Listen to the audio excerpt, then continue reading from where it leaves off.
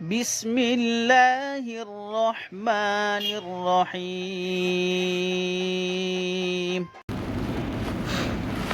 الحمد لله وكفى وسلام على عباده الذين اصطفى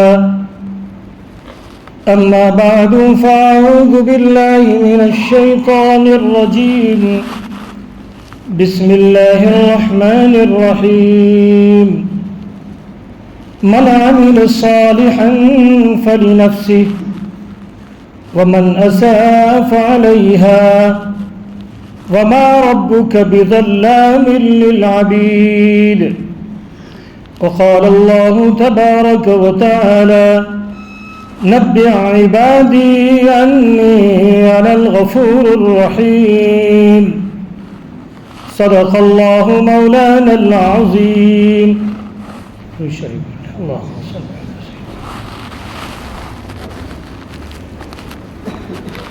میرا محترم دوستوں اور بزرگوں،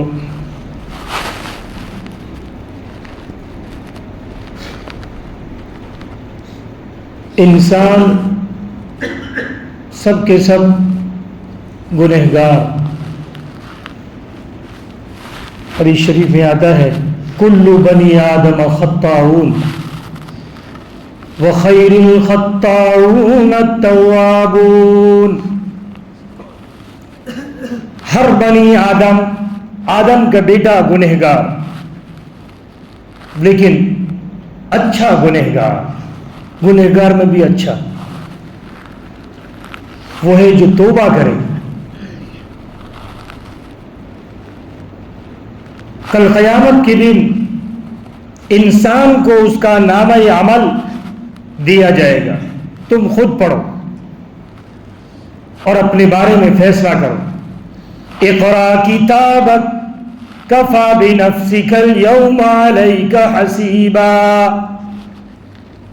اپنا نامہ اعمال خود پڑھو اور خود اپنا حساب کرو. تم خود فیصلہ کرو. اس وقت انسان جب اپنے نامہ اعمال کو پڑھے گا وہ آدمی بڑا خوش ہوگا جس کے نامہ اعمال کے اندر کثرت سے استغفار اور توبہ ہو.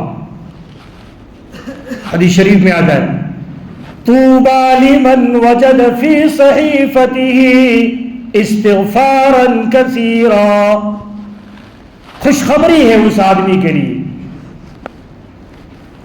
جس کے نامہ اعمال میں کل قیامت کے دن بڑی کثرت سے استغفار وہ اپنے نامہ اعمال میں دیکھے. اس لیے میرے محترم دوستو، اللہ رب العزت نے یہ رمضان کا جو مہینہ دیا ہے اور اس میں بھی دوسرا عشرہ مغفرت کا عشرہ آپ صلی اللہ علیہ وسلم نے اس کو قرار دیا ہے. لہذا ہمارے لیے ضروری ہے کہ ہم اپنی مغفرت اللہ سے کروائیں. حدیث شریف میں آتا ہے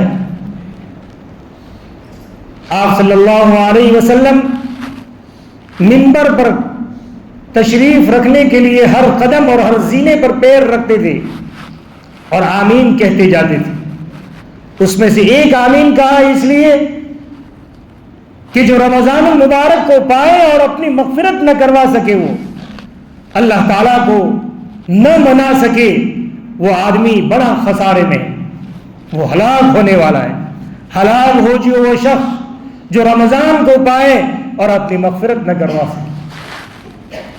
اس لیے اپنے بارے میں انسان کو غور کرنے کی ضرورت ہے. اور مغفرت اتنی بڑی چیز ہے، توبہ اتنی بڑی چیز ہے کہ انسان پکے اور سچے دل سے اگر کر لے توبہ، اللہ تعالیٰ کو اتنا پسند ہے کہ اس کے صرف اعمال، اس کی نشانی کیا ہے؟ اللہ نے اس کی نشانی دی ہے کہ اس کی توبہ اللہ کے یہاں قبول ہے یا نہیں ہے. ہر انسان اپنے اوپر اس کو آزما سکتا ہے، غور کر سکتا ہے کہ میری یہ توبہ قبول ہے یا نہیں. اس کی نشانی اللہ رب العزت سورہ فرقان میں فرماتے ہیں الا من تاب وآمن وعمل عملا صالحا. توبہ کرنے کے بعد اپنی زندگی کی پٹری بدل کر برائی سے نکل کر اعمال کی طرف آ جائے, اچھے اعمال کی طرف, سمجھ لو اللہ کیا ہے اس کا عمل, اس کی توبہ قبول ہے.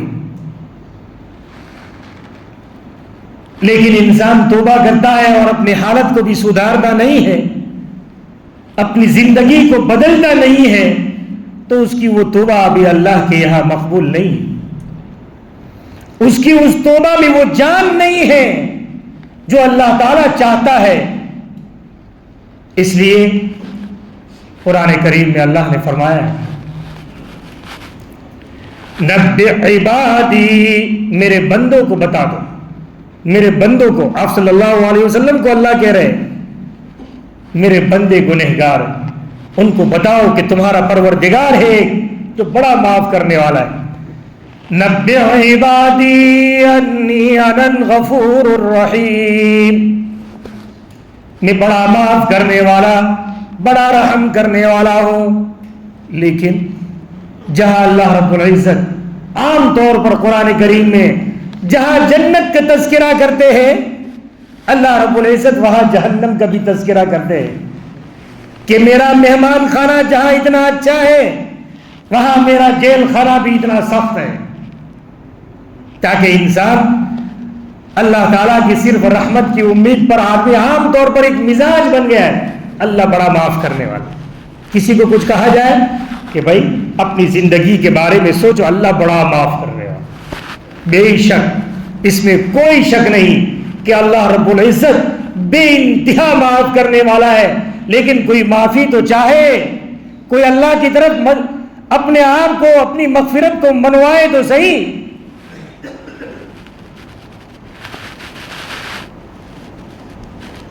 ہم تو مائل بکرم ہیں کوئی سائل ہی نہیں. گویا اللہ کہہ رہا ہے, ایک سوچ کی بات شاعر نے کہا ہے, ہم تو مائل بکرم ہیں کوئی سائل ہی نہیں. کس کو دیں, ہم دینے کے لیے بیٹھے ہیں. صبح میں اللہ تعالیٰ ہاتھ پھیراتا ہے, ان اللہ یبسط یدہ باللیل لیتوب مسیء النہار. اللہ رات میں ہاتھ پھیلاتا ہے, ارے میرے بندو ہے کوئی اپنے گنہگار, اپنے گناہوں کی معافی چاہنے والا, میں اس کی معافی کر دوں. لیکن کوئی معافی مانگے تو آدمی بستر اڑ کر سو جائے کہ بھئی ہمیں ضرورت نہیں ہے, تو کس کی معافی کرے اللہ تعالیٰ. اسی کو شاعر کہہ رہا ہے, ہم تو مائل بکرم ہیں کوئی سائل ہی نہیں, راہ دکھائے کسے راہ رو منزل ہی نہیں. جس راستے پر آپ کو چل کر جنت پر جانا ہے اس راستے پر کوئی چلتا ہی نہیں, ہم اس کو کیسے بتائیں کہ یہ راستہ جنت کی طرف جا رہا ہے؟ کوئی چلے تو بتائے. تو اللہ تعالیٰ تو تیار ہے. جب انسان توبہ کرتا ہے تو میں نے کہا اس کی نشانی ہے, اس کی نشانی ہے کہ وہ اپنی زندگی کو بدلے. گزشتہ میں نے بتایا تھا قصہ جگر مراد آبادی کا, کہ بڑا شراب پیتے تھے, لیکن خدا کی نافرمانی کے ساتھ اگر میں 3 دن زندہ رہوں, اگر 4 سال بھی زندہ رہوں, میرے لیے لعنت ہے. خدا کی نافرمانی کے ساتھ اگر میں زندہ رہوں اور 3 دن بھی اگر زندہ رہوں, لیکن خدا کی رحمت کے سائے اور خدا کی رحمت کی چادر کے نیچے اگر جیتا ہوں, میں خوش ہوں. نہیں جینا ہے مجھے 4 سال. یہ بات وَعَمِلَ عَمَلًا صَالِحًا, اچھا عمل شروع کر دو. کیا میرا رب مہربان ہے. فَأُولَٰئِكَ يُبَدِّلُ اللَّهُ سَيِّئَاتِهِمْ حَسَنَاتٍ. دنیا میں ایسا نہ کوئی مہربان ہے نہ ہو سکتا ہے. توبہ کر لو, اچھا عمل کر لو. 50 سال تک تم نے نافرمانی خدا کی ہے اور اچھا عمل تم نے شروع کر دیا. آج سے توبہ کر لی اور اچھا عمل شروع کر دیا. تمہارے یہ 50 سال کے گناہوں کو اللہ تعالیٰ نیکیوں میں بدل دے گا. قیامت کے دن اللہ تعالیٰ ایک گنہگار کو اللہ کے سامنے پیش کیا جائے گا. اللہ تعالیٰ اس کو معاف کر دیں گے اور فرشتوں سے کہیں گے اس کے ہر گناہ کے بدلے میں ایک نیکی دو. اب وہ فرشتے جتنے گناہ ہوں گے اس کے سامنے اس کی نیکی لکھیں گے. اب وہ آدمی خدا کی مہربانی پر کیا خوش ہوگا. وہ کہے گا ارے تم نے فلاں گناہ نہیں لکھا, میں نے وہ فلاں گناہ کیا ہے. ایک گناہ تم نے نہیں لکھا ہے اس میں نے وہ گناہ کیا ہے, اس کے سامنے بھی نیکی لکھو.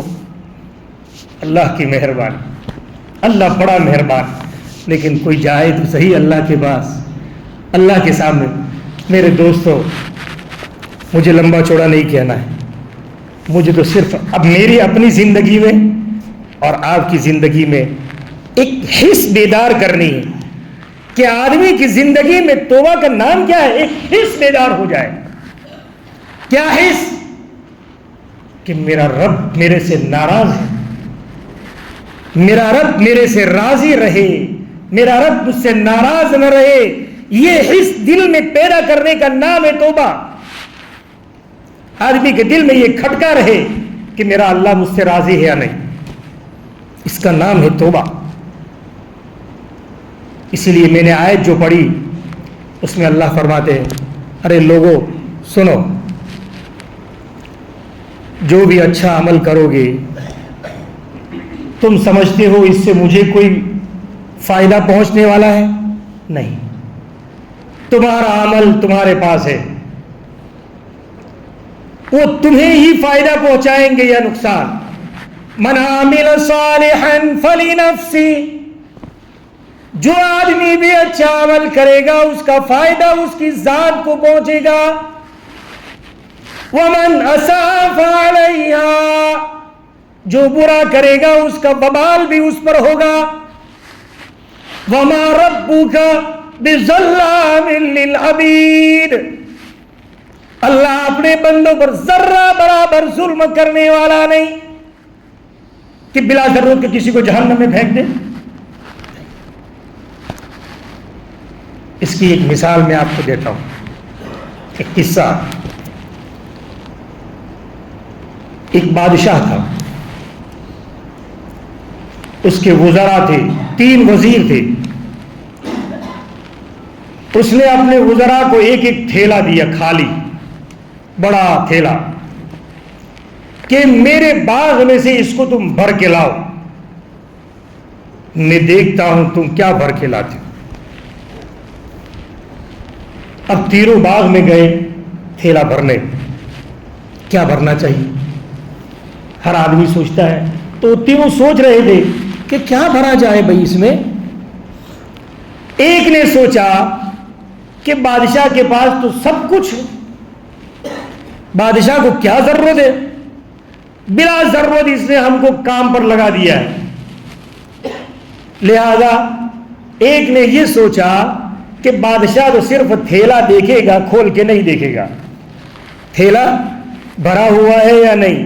اس نے گھاس پھوس اور درختوں کے پتے بھر دیے اور تھیلا بھر دیا, بھر گیا.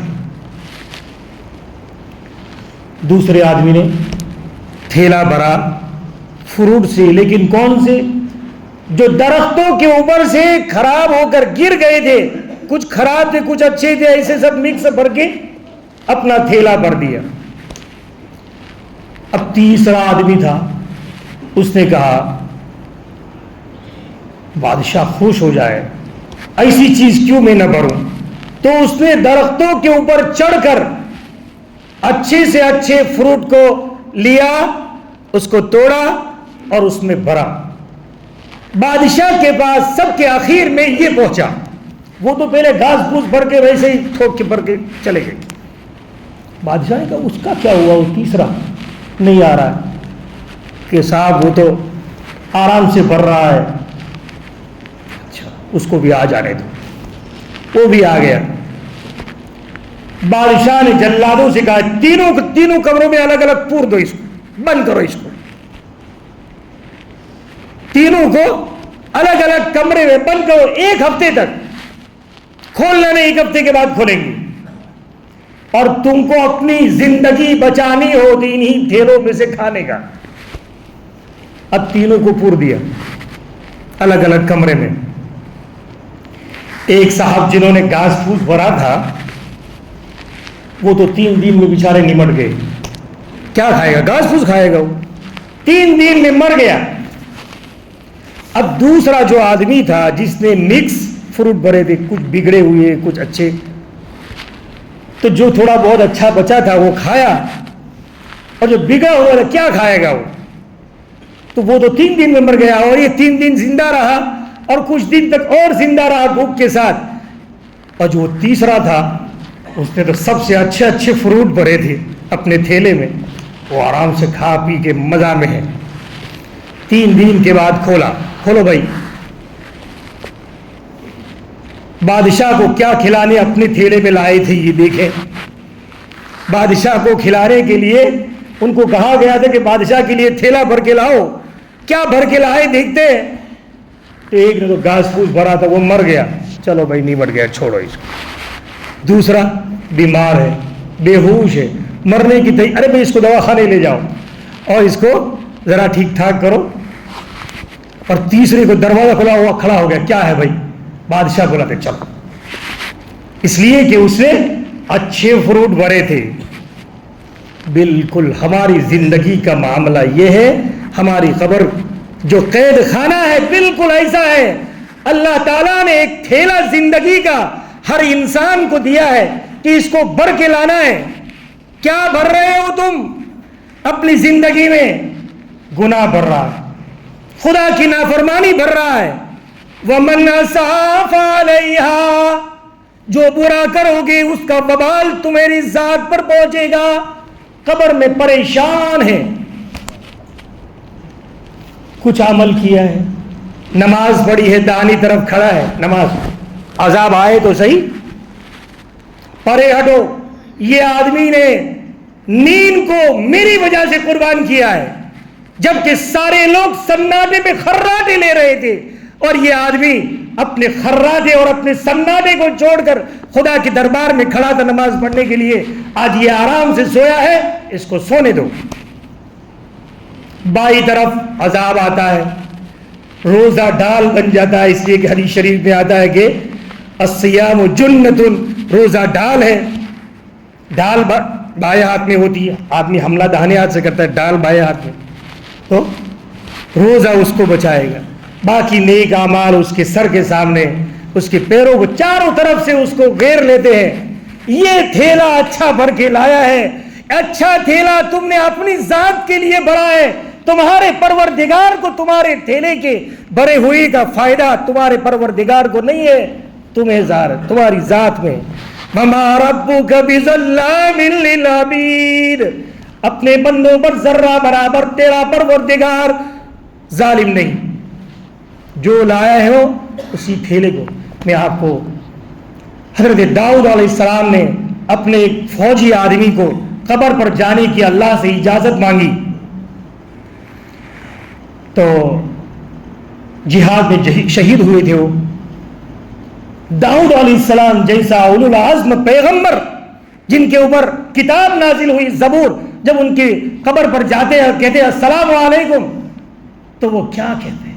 کون ہے جو میری خوشیوں کے اندر میرے درمیان میں آڑ بن گیا ہے؟ اتنا خوشیوں میں مست ہے. آتا ہے حدیث شریف میں لکھا ہے انسان اچھا ہوتا ہے، ایک آدمی نیک عمل انسان کی شکل میں اس کے پاس آتا ہے، اس کے گلے میں ایک ہار ہوتا ہے، وہ اس ہار کو دیکھنے کے لیے پکڑتا ہے اور ہار ٹوٹ جاتا ہے. وہ ہار جو ٹوٹ جاتا ہے اس کے اندر موتی پورے ہوئے ہوتے ہیں، پورے قبر میں بکھر جاتے ہیں اور نور ہی نور ہو جاتا ہے. وہ آدمی افسوس کرتا ہے کہ ارے میرے سے ان کا اتنا اچھا ہار ٹوٹ گیا. وہ ہار کو اس کے داغے کو پکڑتا ہے اور اس کی موتی کو پروتا ہے کہ اس کو میں ہاتھ بنا دوں دوبارہ، اور اسی میں قیامت قائم ہو جائے گی. اتنا مختصر وقت، اتنی خوشی. یہ ہے میرے محترم دوستو اپنی زندگی بنانے کی یہ اوقات. اللہ تعالیٰ نے ہمیں موقع دیا ہے اپنی زندگی کے بارے میں ہم اپنے بارے میں کچھ سوچیں، دوسروں کے بارے میں نہیں، اپنے بارے میں۔ اللہ تعالیٰ نے یہ آخر کا عشرہ اعتکاف کے لیے رکھا ہے۔ آپ صلی اللہ علیہ وسلم جب بھی مدینہ منورہ میں رہے ہیں کبھی اعتکاف کو نہیں چھوڑا ہے، ہمیشہ اعتکاف کو کیا ہے۔ یہ آپ صلی اللہ علیہ وسلم کی عظیم سنت ہے۔ آج ہمارے نوجوانوں کو کیا ہو گیا کہ وہ اپنی رب کی نافرمانی کے لیے تو روزانہ تیار ہے، اور اپنے رب کو راضی کرنے کے لیے ان کے پاس 10 دن نہیں ہے۔ کیا ہمارے اس جوانی کا سجدہ کا کیا ہوا جو ایک سجدہ حدیث شریف میں آتا ہے بوڑھے کے 40-70 سجدوں سے بہتر ہے اس کا جوان کا سجدہ۔ ارے میرے جوان، تیرے وہ سجدے کہاں گئے؟ تیری رات کی وہ آہوزاری کہاں گئی؟ تیری وہ آہوزاری جب تو کرتا ہے فرشتوں کے سامنے اللہ رب العزت فخر کرتے اور تیرا تذکرہ کرتے ہیں کہ میرے اس جوان کو دیکھو، تمام خواہشات، تمام چیزیں اس کے پاس ہے، دنیا کی عیش و عشرت اگر وہ چاہتا تو کرتا، لیکن آج اپنی عیش و عشرت کو چھوڑ کر میرے سامنے اس کو یہ ہے کہ میرا کوئی رب ہے جو میری گناہ پر پکڑ کرنے والا ہے، لہذا وہ آنسو بہاتا ہے، میں نے اس کو معاف کر دیا، تم گواہ رہو۔ فرشتوں کو گواہ بنایا جاتا ہے اس جوان کے اوپر۔ یہاں کا تو مجھے پتا نہیں، لیکن عام طور پر آج لوگ مسجدوں میں اعتکاف کرتے ہیں، بوڑھے کرتے ہیں۔ ہماری مسجدوں کی سجدہ گاہوں کو جوانوں کے سجدوں سے آباد کرنے کی ضرورت ہے، اللہ تعالیٰ کی رحمتیں نازل ہوگی۔ اس لیے میرے محترم دوستو، جوانی کی عبادت اور جوانی کے اندر اللہ کی طرف متوجہ ہونا خدا کو اتنا پسند ہے کہ اللہ نے سورہ کہف میں اس کا تذکرہ کیا ہے کہ اصحاب کہف چند لوگ تھے، اللہ نے اس کا تذکرہ کیا ہے کہ وہ فتح کا لفظ اللہ نے بیان کیا ہے۔ میں جوان اللہ کی عبادت کے لیے اور اللہ تعالیٰ کا نام پر اپنے خواہشات کو، اپنے بادشاہوں اور شہزادوں کے لوگ تھے، اپنے عیش و عشرت کو چھوڑ کر ایک غار میں جا رہے۔ اللہ تعالیٰ نے ان کی اس جوانی کی اتنی قدر کی، 300 سال تک ان کو زندہ رکھا، سلائے رکھا، ان کے پیٹوں کو اس کا احساس نہیں ہونے دیا، اور اللہ نے 300 سال کے بعد ان کو دوبارہ زندہ اٹھایا، خواب میں سے، نیند میں سے۔